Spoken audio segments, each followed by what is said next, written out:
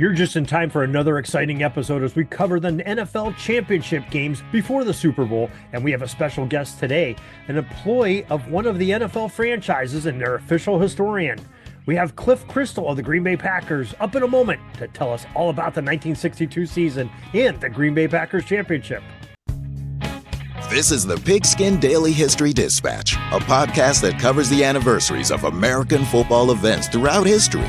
Your host, Darren Hayes, is podcasting from America's North Shore to bring you the memories of the gridiron, one day at a time.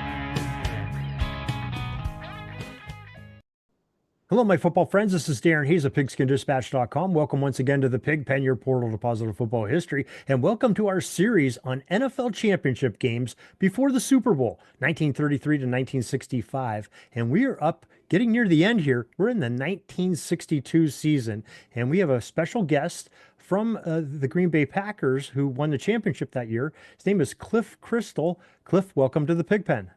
My pleasure. Cliff, maybe you can tell us a little bit about yourself, your fandom, and what you have to do in association with the Green Bay Packers. I'm the official team historian of the Packers.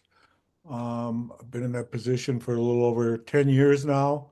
I had been a sports writer in Wisconsin, primarily at the Milwaukee Journal and then Journal Sentinel and also the Green Bay Press Gazette for over 35 years prior to becoming a historian.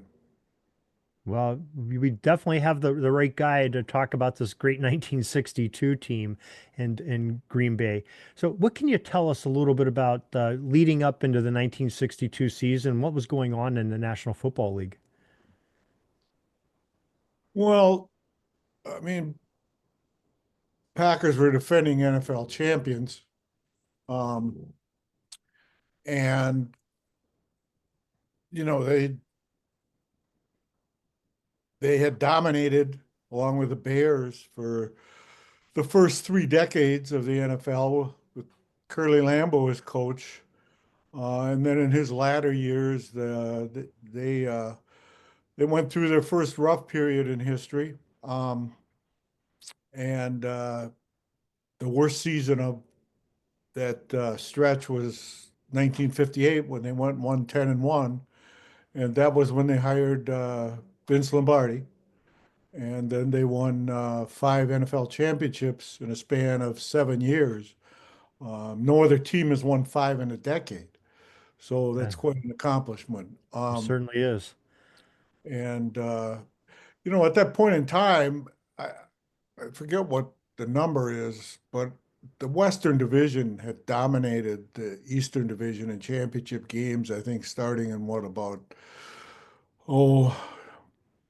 early 50s, and I think they went through a period there where they won like 11-13 or something like that. And so I think the Packers in 61 just crushed the Giants. I attended that game as a 14-year-old kid in Green Bay. It was the first championship game ever played there or in our city, and then remember distinctly watching the 62 game on television.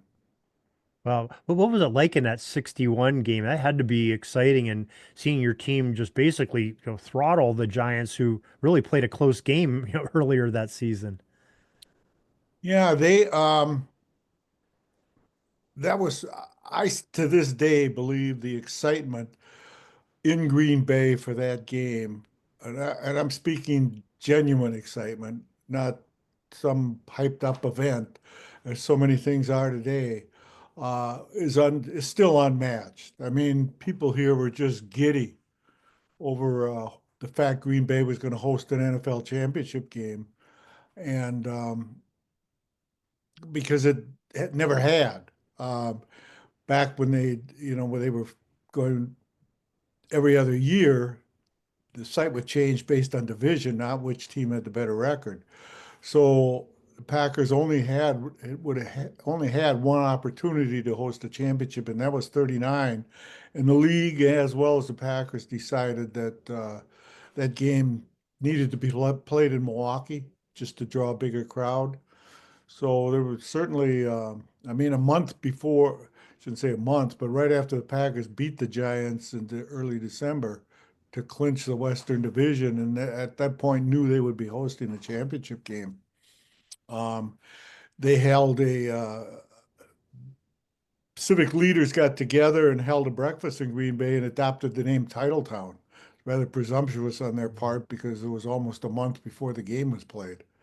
Um, and then 62, they went back on the road. One thing about the 61 game, it was never reported, but I've seen in our minutes now that I work for the Packers that Pete Rozelle wanted to move that game to a neutral site because he felt Green Bay was too small and maybe too cold to host a 61 game. So Hmm. 62, Lombardi was going home to New York. So he probably, it probably didn't matter to him whether they're playing at home or on the road just because, because of his fondness for the New York. Yeah, that's a very interesting point there. And it's again, as we've seen through the 1950s, where you have consecutive years where the same two teams vie for the championship of the National Football League. And once again, this happens. It's the Giants and the Packers. Yeah, the East was so weak for so much of that time period. Um, they had, I mean, it was basically the Giants and the Browns. Eagles won that title in 60, but that followed several lean years.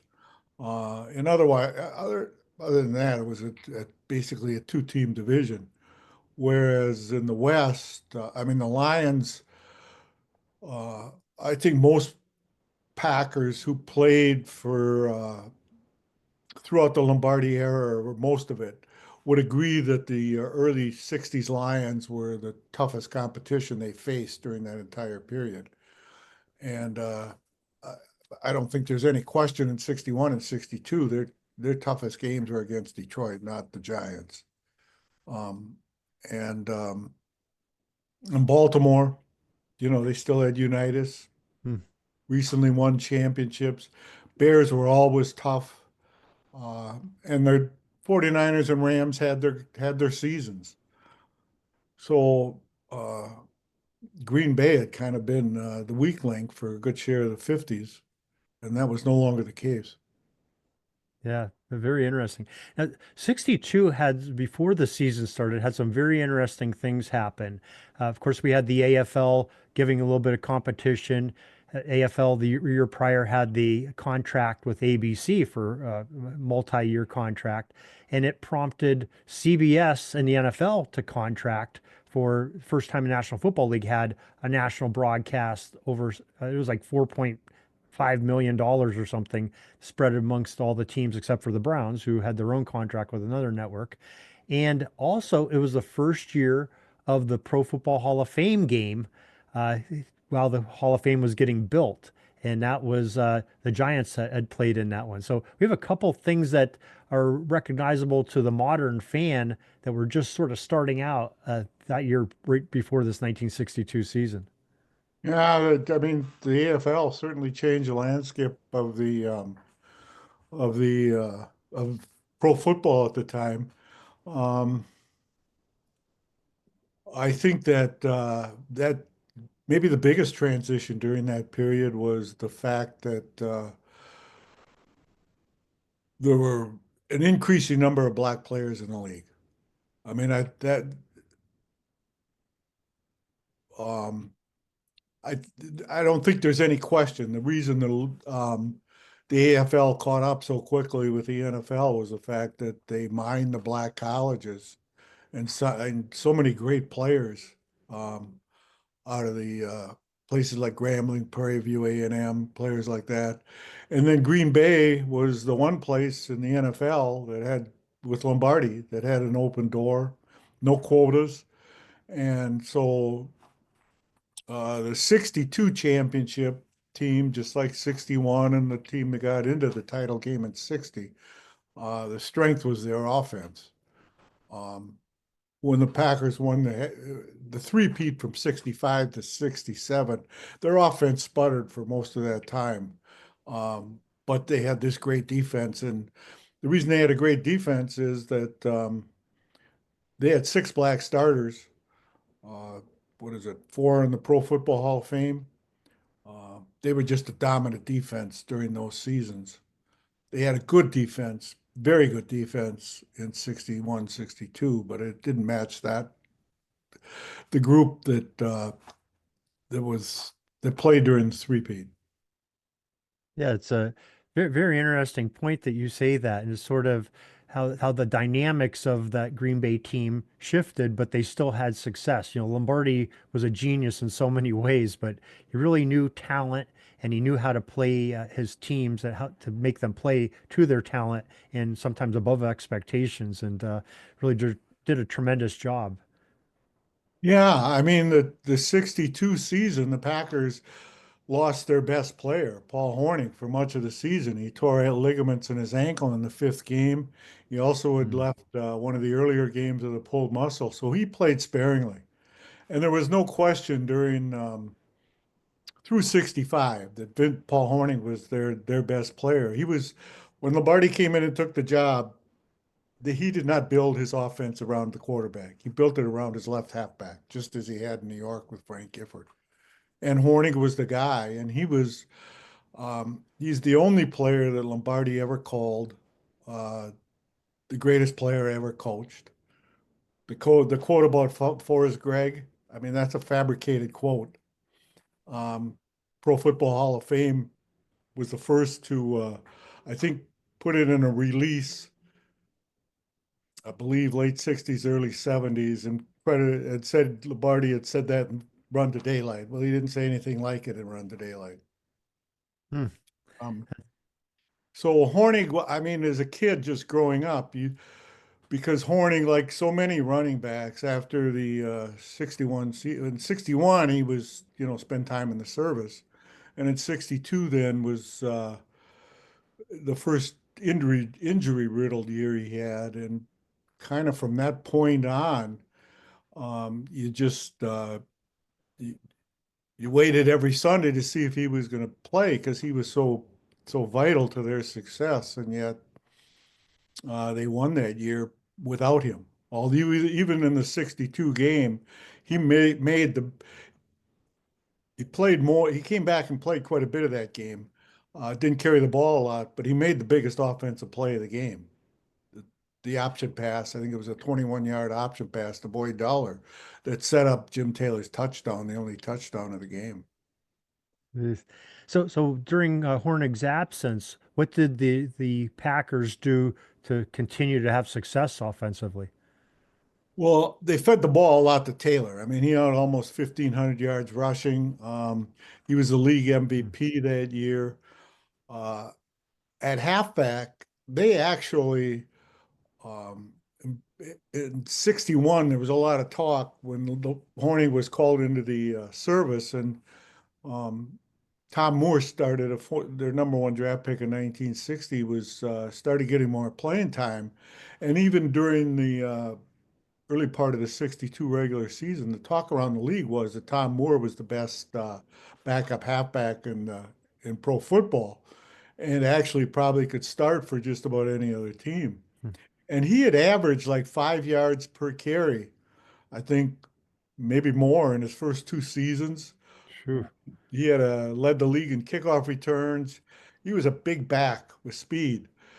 I'm not sure what happened in 62. I think he got hurt early in the season.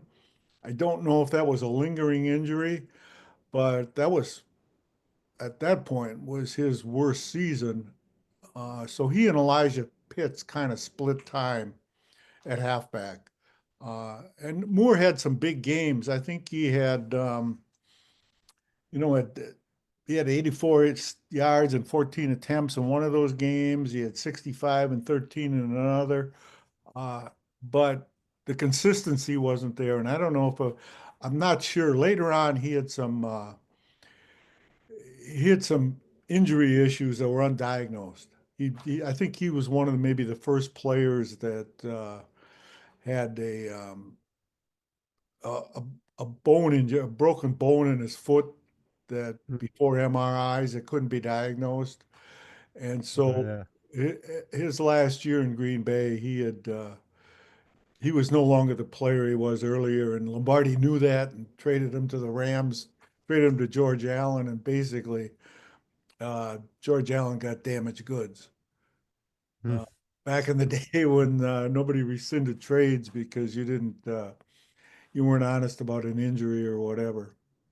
Well, that probably helped spark some of the more modern rules on some of that. And of course, they didn't have to divulge to the media back then who was injured and everything. So that's why it's kind of hard to know what some of these injuries were. And of course, we didn't have the medicine and technical help with MRIs, like you said earlier, to help feed the public. It wasn't as media friendly back in those days. No, and Lombardi pretty much kept injury secret. I mean, to this day, I'm not lig Hornick tore ligaments in his knee, is how it was described against the Vikings in the fifth game. I have yet to determine what ligament it was. We have no medical records on him. We do have on some of our players on that injury. I've never seen it written. I don't believe Hornick even wrote which ligament it was or ligaments, if it was, in his books. Hmm. So, but it sidelined him for basically most of the season thereafter. Yeah, and I don't think, I mean, I grew up, basically in the 70s, and I don't ever remember the terms ACL or MCL being used till probably the 90s. So, it was if you had a leg injury, it was a lower leg, it was a knee, or, knee blew out his knee. It was terms like that that they used. So I think some of this more modern, the modern fan is more recognizable to using medical terms than we were, 50, 60, 70 years ago. Yeah, I think some players played played with those injuries. That definitely could be true. It definitely is. I think that tragically was part of what happened to Gale Sayers is that he played through whatever it was, whether it was an ACL or MCL. And yeah, I mean the thing about the loss of Hornig that year was Lombardi's offense was built around the power sweep, red right 49. Hmm. And basically the left halfback carried the ball on every play. People talk about Taylor running the power sweep. He almost never did. Zeke Bratkowski told me that if he ran it 10 times the entire time he was there, um, it would surprise him if Zeke said it would surprise him if uh, Taylor ran it more than 10 times the entire time he was the backup quarterback. And Taylor ran the weak side sweep. And I think they ran a lot more weak side sweeps, not Lombardi's signature play during that 62 season, and maybe some to the right side. Normally Taylor would run that sweep to the left side like he did against the Kansas City Chiefs in Super Bowl one. But it was a play built around the right halfback, and it was a play built around Hornick's ability to throw the option pass. And yet, I mean, the running game, I think the Packers ranked what, first in the league in rushing that year. Um, And so it was probably those that play two is probably they're counting on Taylor's block to be a key block to spring the other half back too to get downfield. yeah, Taylor was not a good blocker. The No. guy Torning was a great blocker. Hmm. Okay. Norm Van Brocklin said he was the best blocking back in the league. Um, and Taylor, Lombardi once said that if Taylor blocked like he would have if he was the ball carrier, he could be a good blocker. Taylor was kind of an eye guy. Yeah. Um, he wasn't into blocking for somebody else as much as he was into getting his yards. Um, and this Lombardi's offense was built around big backs. I mean, that was one of the reasons he got rid of Tim Brown. I think he saw potential in Tim Brown and went on to star with the Eagles, but he wanted 215-pound backs. Um, Yeah. That's a desire of a lot of coaches even today to this day. They like to have those yeah, big bell cows. yeah. So it was, and Starr at that point still really hadn't established himself as I mean, I think he had 12 touchdown passes in a 14 game season, nine interceptions. He did lead the league in passing based on the criteria at that time. Uh, but his yardage total wasn't that great. I think the Packers were maybe even what did they finish? I can take a look here real quickly. Um, yeah, I mean Star averaged 20 passes a game, and I think that yeah, they finished 10th in a 14 team league in Hmm. passing. So they did have a good cast of receivers. It was a well balanced offense with Boyd Dollar and Max McGee each caught 49 passes to lead the team with average of over 14 yards per catch. And really, maybe the best player on their offense, other than Horning was and Taylor, was Ron Kramer, the tight end. He was the first tight end named to the Associated Press All Pro.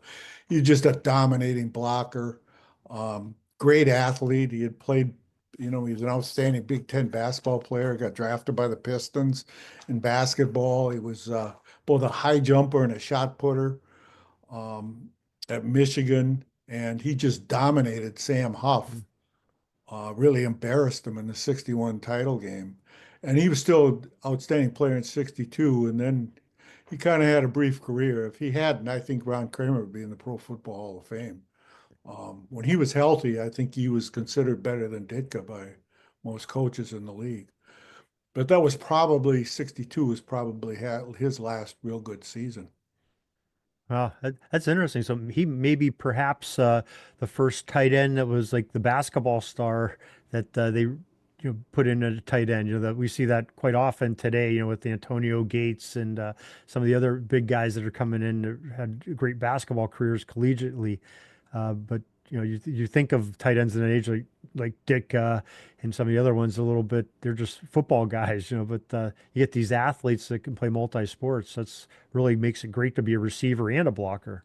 Yeah, no, Kramer was a phenomenal athlete. I mean, I think he was like 6'3", 220 in college at Michigan. Hmm. And he was a high jumper and a shot putter Oh, wow, for a definitely Big Ten track, athleticism.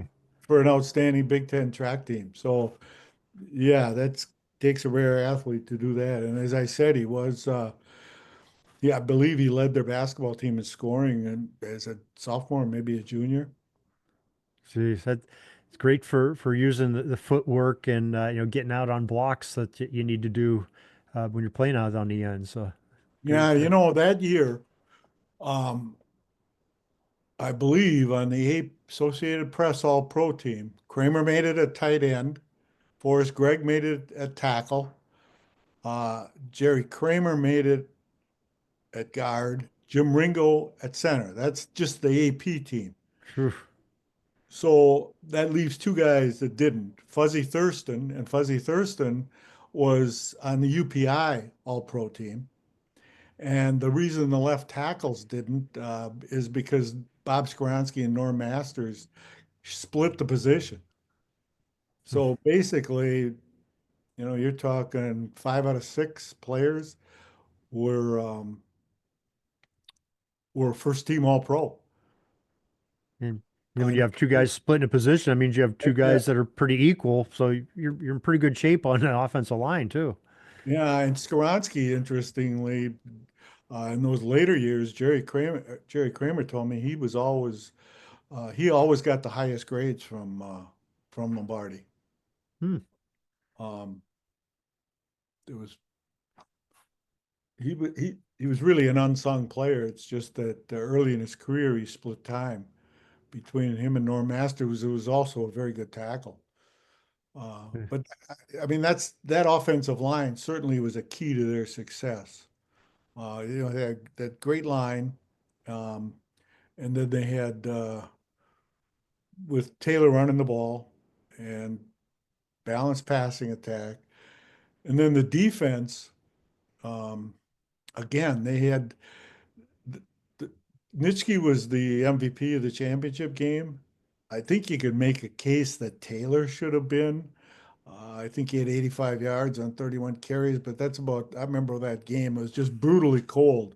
Steve Sable said he thought it was colder than the ice bowl at Hmm. Yankee Stadium. I can still see those hot dog wrappers blowing around, and actually, the wind was it was the temperature wasn't as cold as the ice bowl. It was like somewhere between 10 and 20 degrees, but the winds gusted to 45 miles per hour. And I read Oof. where the American flag was split in half on the flagpole at Yankee Stadium. So it was Wow. a brutally cold day. And Yeah. Taylor earned every yard he got. But Nitschke ended up being the MVP of the game, and that was really his first year as a starter, established starter. Hmm. That it would Sports Illustrated just prior to that did put Dan Curry on the cover, and he was the outside linebacker along with Bill Forrester. And SI Story by Tex Mall, who really knew the game, had a lot of insight into the Packers, wrote how their whole defense was built on they had the best two outside linebackers in the game, and Curry and Forrester. You know, It's- Nitschke was the third linebacker. Wow. The other God. thing that made a big difference there, too, on that defense, which I think ranked second in the league, was Willie Wood had taken over as the right safety, basically a free safety, and Herb Adderley had become the starter at left cornerback. And I believe they had 15 interceptions combined that year, and they were important in the return game. Adderley had a 27.9 kickoff return average, and Wood had an 11.9 punt return average. Uh, Those are good numbers in any era. yeah, yeah, for sure. Yeah. Wow. So they're pretty stacked at like every position. Was there any weaknesses to the Packers in 62? Um, Obviously, when they lost Horning, their halfback position wasn't as strong. Probably the weakest link on the offense at that point was Bart. Hmm. That's amazing to say that, but it's just because he was fairly young still at that point in his Yeah. career. Yeah, it was just he didn't win the starting job for good until halfway through the 60 season. So he was just kind of along for the ride in 61, 62. Actually, in 63, John Roach replaced him when he got hurt.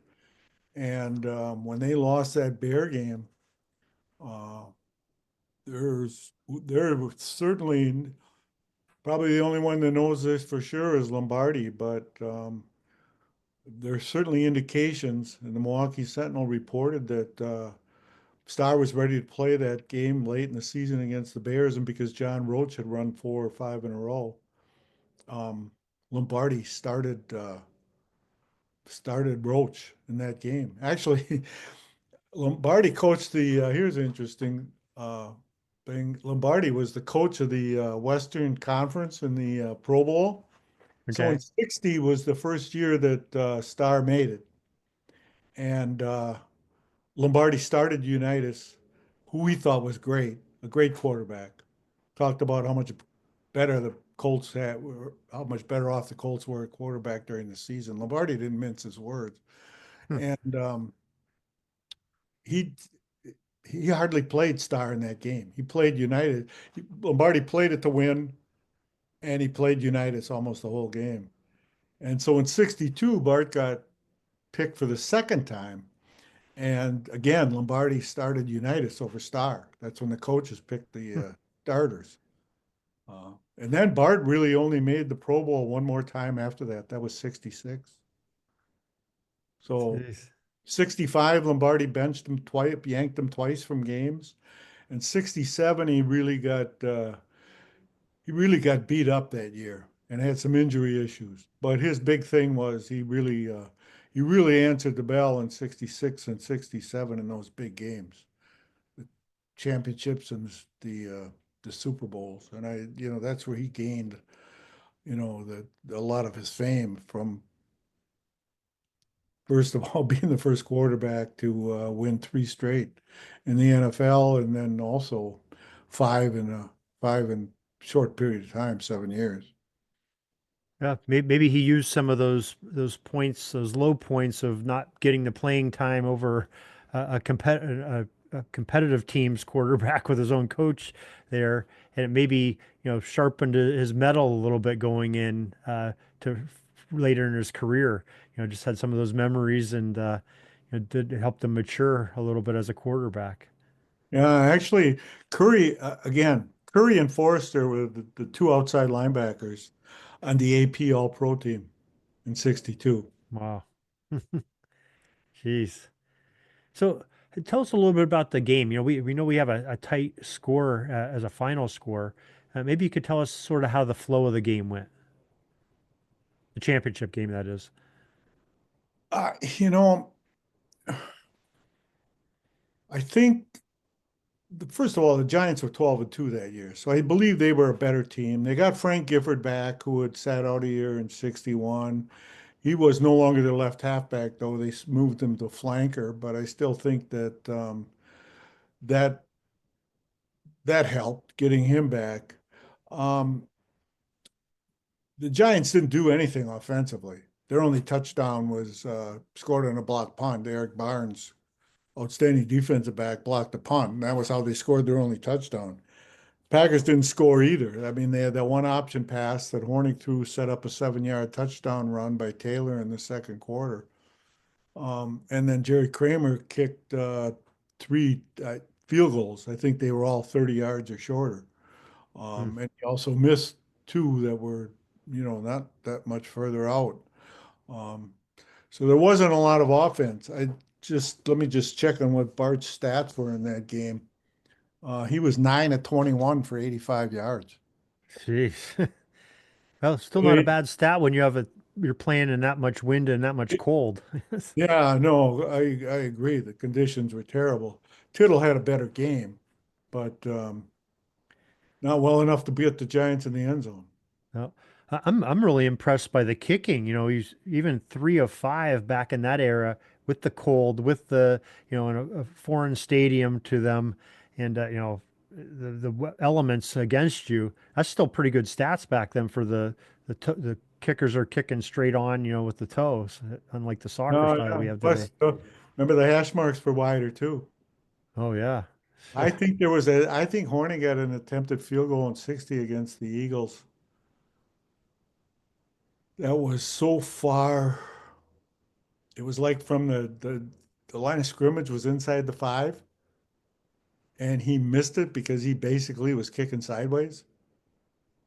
Hmm, So yeah, jeez. I mean, yeah, when you talk about kickers at that point in time, I mean, first of all, they weren't specialists, and in Kramer and Hornig's case, they both played offense, uh, and Hornig was carrying the ball as their primary kicker for several of those years. A lot of the other teams, I think, were using defensive players as kickers. Yeah, that's So that was a factor with those two guys, and then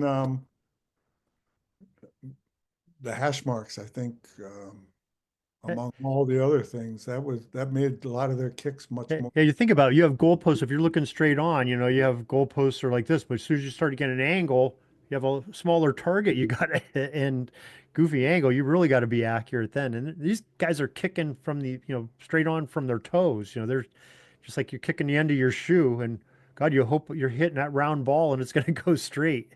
And depends how your holder's doing. A lot of variables happening there, so that's a really tough job. That's what I'm saying. I'm impressed with 3 of 5 in those conditions in that era. Yeah, That's a really good uh, stat. yeah. What I think his kicks were from the 26, 29, and 30, and he missed from the 37 and 40. Well, So yeah, I mean missed that the was long big ones. day. Yeah, and I mean he came through in the clutch. Yeah, No question. yeah, and it definitely helped. So the Packers scored in every quarter. The field goals in the first, third, and fourth, and the touchdown, like you said, in the second. So yeah, very very impressive, and playing good defense too. And you talk about Nitschke. and how the backs are responding in the cold. Well, it hurts when you're a defender, especially a linebacker, and you're taking a few steps to hit a hole just as fast as the running backs are sometimes to take them down. There's still a little bit of pain getting inflicted when you have the cold, you know, to the backers themselves because it's like two cars crashing into each other. So I'm impressed by that too.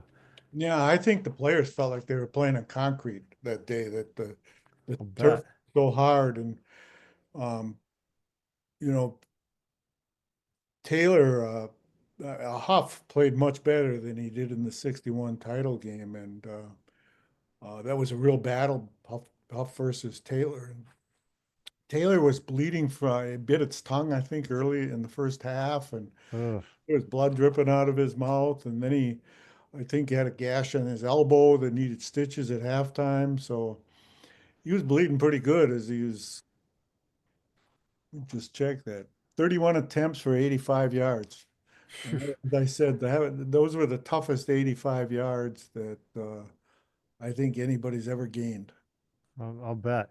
It's in brutal conditions, and when you're ailing a little bit too from earlier injuries, that's that makes a real tough day.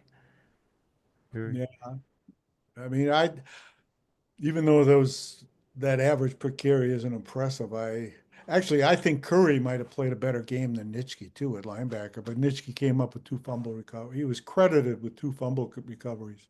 Bill Forrester, and I don't know if this is true or not. I watched the game film and I couldn't tell, and I have my doubts whether this was true. But Bill Forrester claimed that Nitschke grabbed the ball on one of those fumbles, and from either Forrester or one of the other defensive players, and said he wanted to be the MVP and was credited for a fumble he didn't recover. I don't know if that's the case or not. Curry had an interception, I believe, in that game, a really, really tough interception. He was really good. He was the first draft pick. That 58 draft, Lyle Blackburn, the previous coach, that was his draft, and it was Curry in the first round. Then they got three Hall of Famers after that: Jim Taylor, Ray Nitschke, and Jerry Kramer. At Hmm. that point in 62, going into the 62 season, Dan Curry had had the best career so far.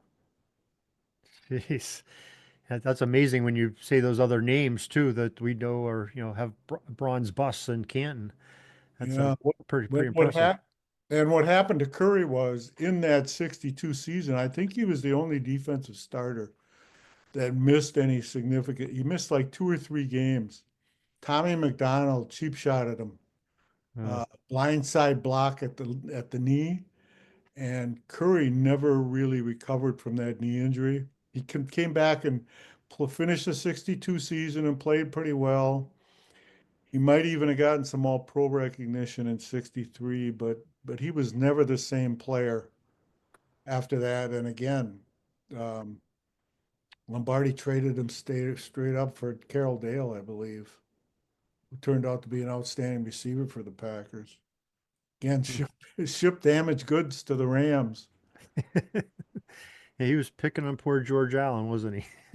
Yeah, I think George was there for that. Was he there for both of those trades? I'm not sure, but he was, I believe. I think he might have been. That's Uh, wow. That's impressive. So Lombardi could not only spot the talent coming up as they were coming up, he sort of knew when to cut bait and get him off of his team and get some value for him too. It sounds like.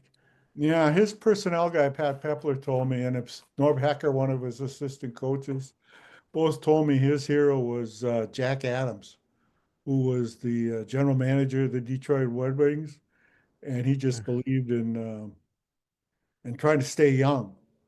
Um, and I mean, really, people think about the 60 Packers and think it was pretty much a static lineup, but Lombardi basically turned over the entire defense. And on offense, he changed it. By the time he won his title in 67, the running backs were new. He had added two new offensive linemen. So he and a tight end. So he had turned over the offense to some degree too, and he would have turned it over more, except that he was really one of the things during that 63, 64, 60, more 64. He wanted to get younger in the offensive line, and but Yeah. they lost like three really good offensive linemen in the AFL draft picks, and so he wasn't able to do what I think he wanted to do. So they Okay. were getting old in the offensive line, and that by the time they won those three straight, 65 to 67. But Father Time is undefeated, as we all know. That's for sure. So Just actually, Lombardi's theory was the most important thing in player personnel was to get rid of people. hmm. So I read stories today about fans screaming this, their team didn't sign any free agents or this or that. I think about Vince Lombardi, and the most successful coach should, and at least short term in the history of the NFL, and the only guy with a better record in the NFL. I don't know what Paul Brown's winning percentage will be now, but was John Madden regular season games, I believe. And you know, with that kind of success, as I said, Lombardi would tell his staff, um, we got to get rid of people. Preached it all the time. so his key to success of team building was getting rid of players. Yeah, yeah. I mean, he felt it was necessary to. He said he was quoted as saying that. Um, that you've got to, well, I made the point. I mean, that's what he, Yeah. and when you think about it, I mean, think about it in our lives. You ever work any place that when they hired somebody, you thought that that was going to turn the whole building around? How often did that happen as compared to how many times did maybe somebody get fired where you thought, oh, good, this is going to improve things here. That's true. That's a good point. Yeah, you bet much probably much more common that way than it was the Um, earlier one you said. Yeah, definitely. Huh. Well, Cliff, you just got done having an amazing draft in Green Bay, and I know you had so many different features that you were part of to bring the National Football League history through Green Bay's eyes to the world, and really enjoyed some of your pieces in there. And I know you have projects going on all the time. So, what do you have coming up, and what can you say about the draft that you guys had up there? yeah, it was just amazing the attendance and um, how well, I mean, one arrest with what I think something came out today. There were 600,000 people, Yeah. Whew. unique visitors. Not exactly sure what that means, but and one arrest in 3 days. That's pretty remarkable. Yeah, I guess since I've been hired, the first big project we redid our Hall of Fame, and I wrote for a lot of the text for that, and then we did some other history projects in the building, and then a good share of my time, and I think the reason they hired me was to write our 100-year history. So I wrote a four-volume book, The Greatest Story in Sports. It's more than 1,000 pages and 41 pages of small type footnotes. That one of the unfortunate things, we have this great history, and it's just became a muddled mess. Packers were somewhat at fault, but the NFL's been at fault. The Pro Football Hall of Fame, they've gotten a lot of our history wrong, and it's just unfortunate. And so we tried to correct. Mark Murphy's been great, been a really supportive, and even though he had no previous ties to Green Bay, he wanted to get our history right for the 100th anniversary. And so a lot of that book, Mhm. 1,000 pages, because so much of it was spent trying to set the record straight. And where would this book be available? Is it on like Packers.com Yeah, that it's people? Packers.com. It's the greatest story in sports, and Okay. it's expensive, but I think shipping is still free as far as I know, and they get it pretty quickly. And a lot of great stories in there. I mean, for example, just we talking about Bart Starr, and the other quarterback was Lamar McCann, That's who Lombardi acquired from the Cardinals. And he started he beat Starr out in camp in '59, started early, and then Bart went into that season. He had not won any of his first 18 starts. The Packers had won Really? three of them when he was pulled from the game, Huh. and Vito and Babe Parilli won games, but he had not won a start um, Wow. until he beat Washington late in Lombardi's first season. And so it was Star wins four in a row, and Lombardi anoints him the starter, and he starts him in the opener against the Bears in '60, and he has a bad game. Yeah.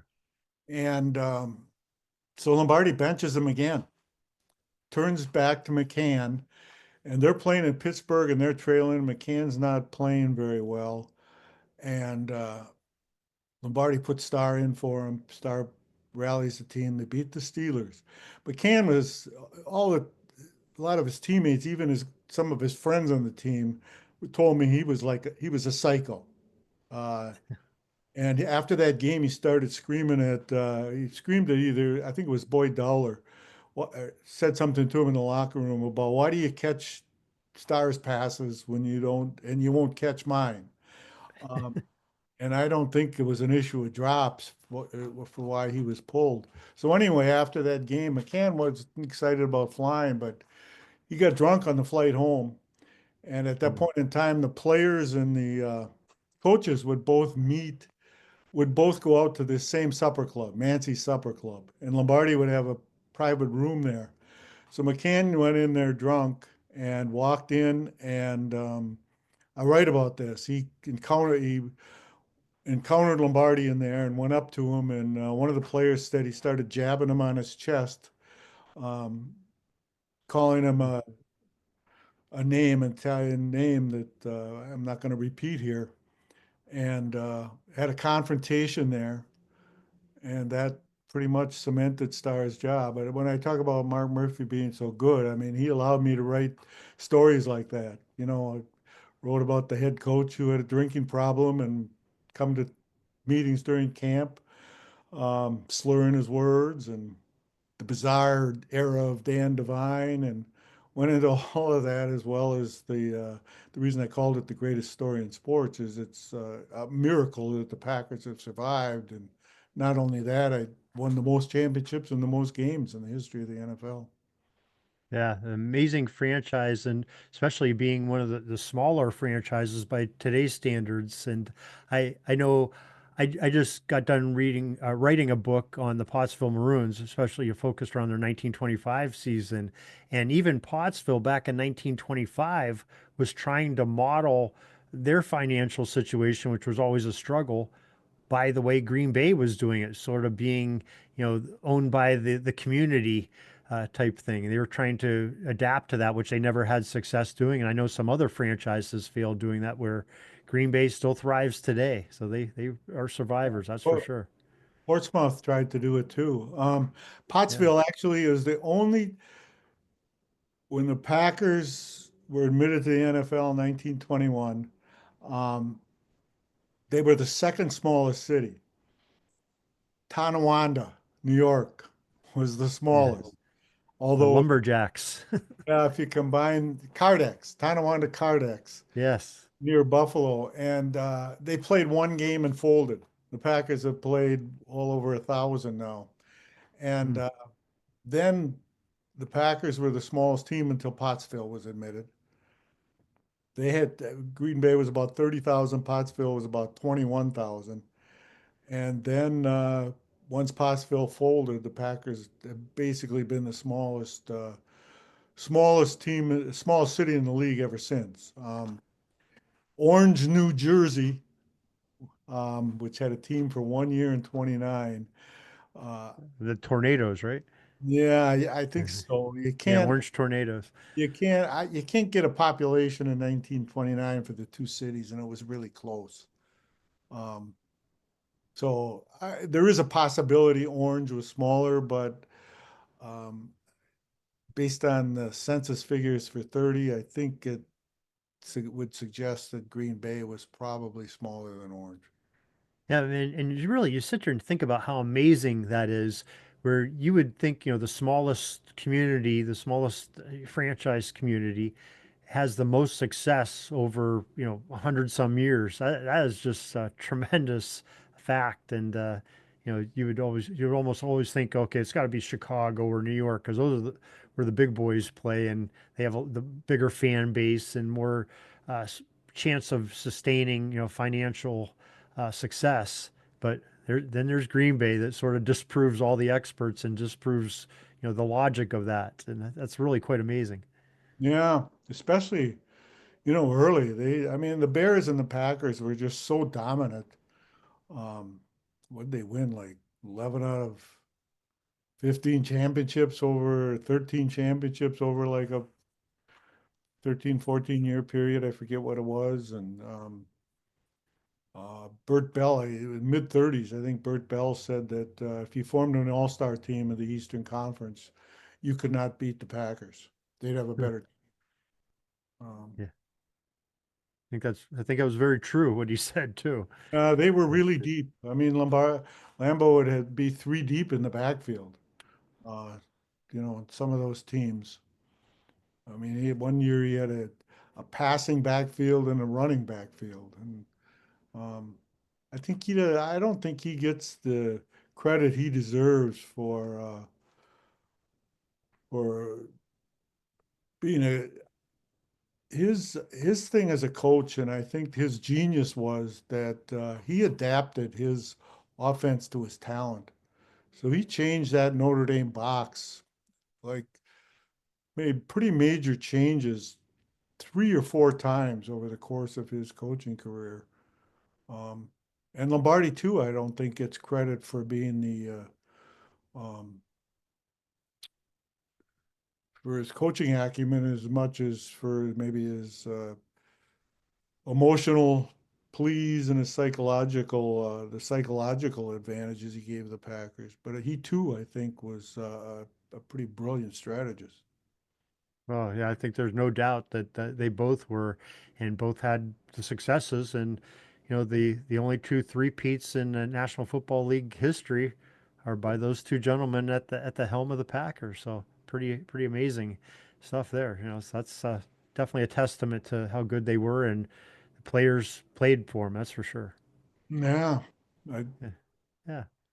Well, Cliff, we really appreciate you coming on here and sharing this history of, the community team, these Green Bay Packers, and their success they had not only in 1962, but as we've been talking here the last few moments, basically for 100 years have had some great teams, some great success, great coaches, great people in the organization.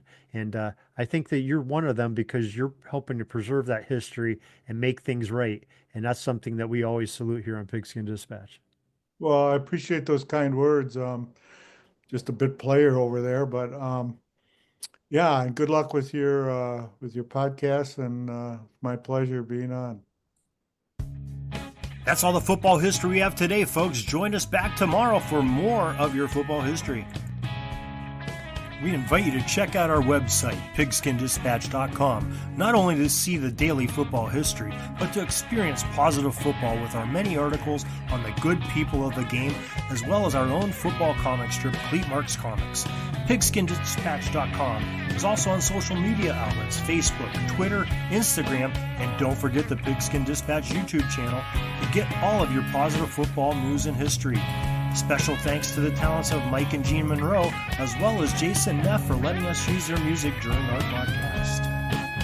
This podcast is part of the Sports History Network, your headquarters for the yesteryear of your favorite sport. You can learn more at sportshistorynetwork.com.